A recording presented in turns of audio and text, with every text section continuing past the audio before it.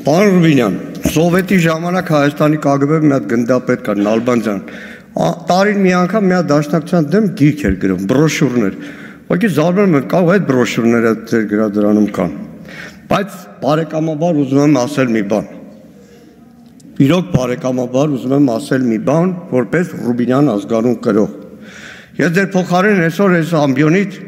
ելի չէի ունենա այդ դաշնակցության դեմ ծամծված ինչ-որ թեզեր առաջ չէի բերի, Գերական եմ ասում, գետինը կմտնեի, որտև այսօր այս դալիճում նստած մարդը Ադրբեջանի պահանջով հողին հավասարեցրեց ձեր հայրիկի հարգելի Կարապետ Ռուբինյանի, նրա ընկերների, զինակիցների, մեր ժողովրդի ամբողջ պայքարի արդյունք Հայաստանի անկախության հռչակագիր։ Մենք առիթ դեռ շատ կունենանք այս բոլոր թեմաներով խոսել։ Հիմա քննարկում ենք Կառավարության գործունեության հաշվետվությունը։ Ես զուտ ասեմ, որ ելույթի իրավունք չունեմ, թե չէ կպատասխանեի, հետո մի օր քննարկենք, ելույթ շարունակենք։ Հետո խոսենք, զրուցենք։ Հիմա քննարկում ենք կառավարության գործունեության հաշվետվությունը, մի քիչ զարմանալի է, էլի Նիկոլ Փաշինյանի գործունեությունը չէր, ոնց որ թե կառավարության, բայց ինքն է ներկայացրել։ Ամեն դեպքում, իբրև նախաբան,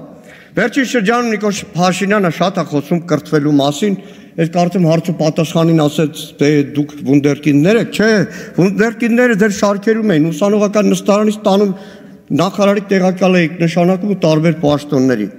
Գիտեք, կրթվել միշտ պետք է, պարտադիր է, բայց բաներ կա, որ կրթվում են փոքր տարիքում, մանկապարտեզում, տանը, դպրոցում, օրինակ այդ փոքր տարիքում են սովորացնում, որ գիտես, Տղամարդը կնոջ առաջ գլխարկը հանում է բարևելու, լինի ենթական նախարար, լինի ԿՊՀ-ական Արուսյակ Մանավազյան, թե որևէ գյուղի հարգելի տատիկ։ Դա փոքր ժամանակվանից է գալիս, 40-50 տարեկանում դժվար թե արդեն սովորեն։ Ճիշտ ասած երկու բաժին է, ինչից սկսեմ, երեկվա Նիկոլ Փաշինյանի զեկույցից, թե կառավարության գործունեության այս զեկույցից, երկու բաժնով։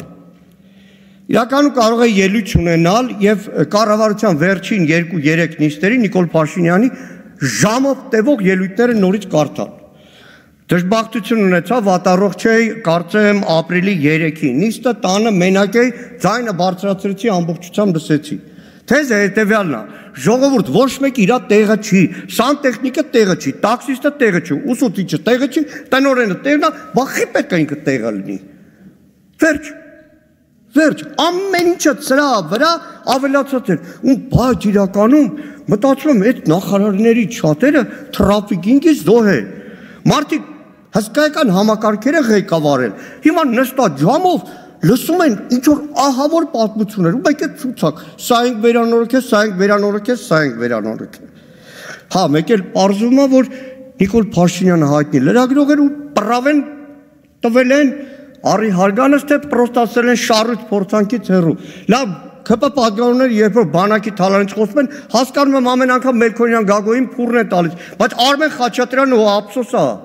Մեկը մեր հանձնաժողովում ասված ծնունդին պրավային նվեր տալիս, մեկն էլ ասում է, ինձնից վախում են պրավեն 300 մետրից չպրտեցին ինձ։ Ելույթում երեք Նիկոլ Փաշինյանի հիմնականում է թալանի մոդելներ, սա ենք հետ բերել, սա ենք հետ բերել։ Մինչև վերջին կոպեկը համաձայն է պետքա ետ բերել, որովհետև թալանվել է ամեն մեկից, թալանվել է մեր ծնողների, տատերից, պապերից, չգիտեմ, խնայ բանկի փողերից եւ այլն։ Բայց գիտեք, ուզում եմ հասկանամ, երբ է գալու մի օրը, որ մեկ էլ շուրգան ասեն ժողովուրդ Լավ ենանք թալանել էին, հանցագործ էին, բա խի է իմ շրջապատում նույնը կատարվում։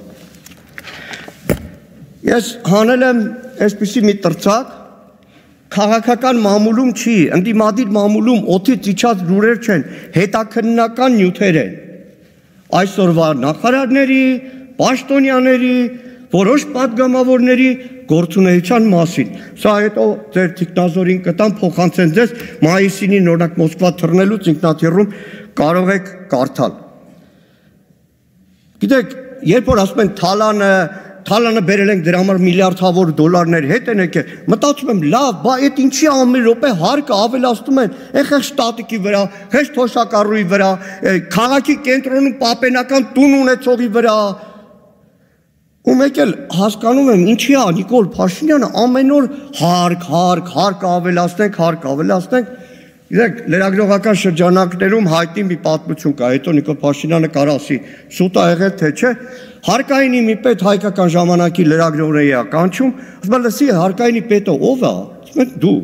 ասում է եթե ես եմ հարկայինի պետը, բա Նիկոլ Փաշինյանը վրեժխիա նալոգ դրել, հայտնի լրագրողական շրջանակներում պատմություն է, իմիջիալոց երեք որ ասում եք էս, հանգար չլնի պատայի, որ վաղը ասեք, որ սխալ են զեկուցել, օրինակ 20 թվի հունվար, 42 միլիոն դոլար մետաղի ջարդոնի մասին էիք ասում, այն օրը հանձնաժողովի նիստին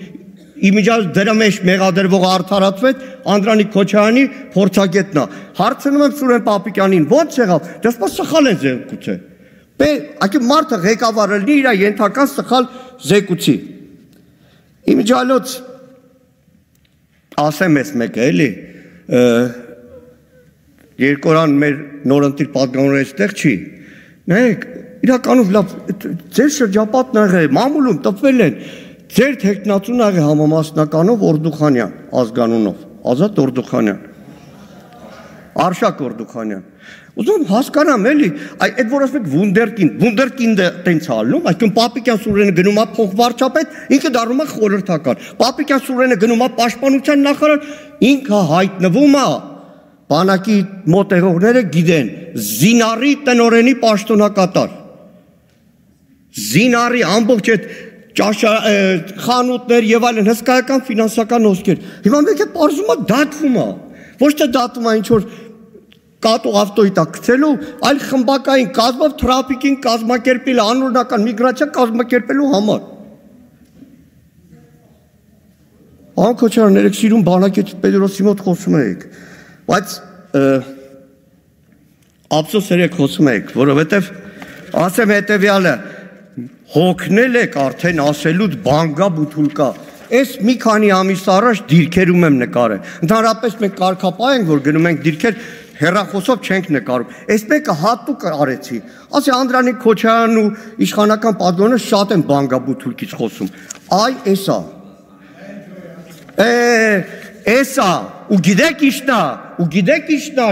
Նիկոլ Փաշինյան, որ Սուրեն Պապիկյանը այստեղ չի, այդ որ անցյալի հետ եք համեմատում, հələ մի հատ անցյալում զինվոր ունեցողը թող ասի 15 օրից ավելի, 2-3 օրից ավելի մարտական հերթապահության դիրքում զինվոր մնում է,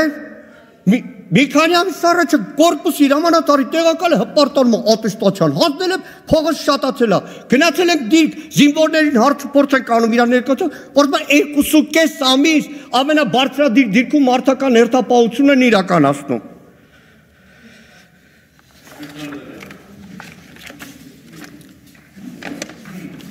Գալով զեկուցին շատ բան կար այս զեկուցում, որ կարող է անդրադառնալ զինված ուժերին, բայց դիմում եմ գեներալներին, սպաներին, երեք Նիկոլ Փաշինյանը Հայաստանի Հանրապետության զինված ուժերը կոչեց որպես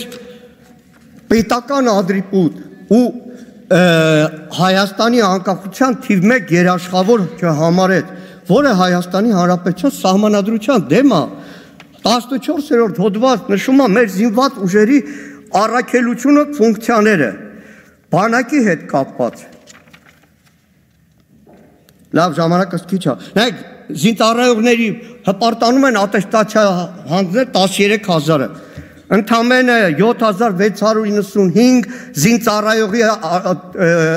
աշխատավարձ է բարձրացել։ Զինծառայողի 7695։ Հիմա զինված ուժերը ոնց են աշխատել։ Մի տարի առաջ Սուրեն Պապիկյանին հարց եմ տվել, այն փառքի սրահները, որ հանել եք զորամասերից, երբ եք վերականգնելու, պատասխանել են 24 թվին։ 25 թվի հունվարին հարցնում եմ, ինչ եք արել, ասում եմ 0 բան։ Թե վառի ճշմարտություն ասեմ, որ վերջերս իմ տեղեկություններով այդ հարցը նորից բարձրացնելուց հետո նոր հանձնարարական ա եկել։ Եվ մեկ էլ Վազգեն Սարգսյանից ասեմ, էլի Վազգեն Սարգսյանի ակադեմիայի հետ կապված հպարտանում է կառավարությունը, որ ավելացել են ոչ ռազմական առարկաների ժամանակականակը։ Կուրսանտներին տանում են օպերա, բալետ, այդպես տեղեր։ Ու վերջում Անդրանիկ Քոչարյանը երեք էլի խոսում էր, որ հանդերձանքը պետքա փոխվի։ Հանդերձանք 24 թվին արդեն պետքա փոխված լիներ։ Ես չգիտեմ, քանի տարի հետո, չեն հասցնի, թե չէ մի քանի տարի հետո էլի հաշվետվություն տալու ժամանակ ասելու են, թե պատրաստում ենք հանդերձանքը փոխել։ Ցավոք սրտի շատ ավելի բան կար ասելու, բայց մեր հանձնաժողովում մինչև ուշ երեկո ժամերով քննարկում ենք եղել։ Այո, ընդդիմությունը ակտիվ մասնակցում է, որտեղ բանակը մերն է, անվտանգությունը մերն է։ Մենք սիրում ենք այդ ամեն ինչը եւ ոչ թե ի տարբերություն Նիկոլ Փաշինյանի հեղինակազրկում ենք։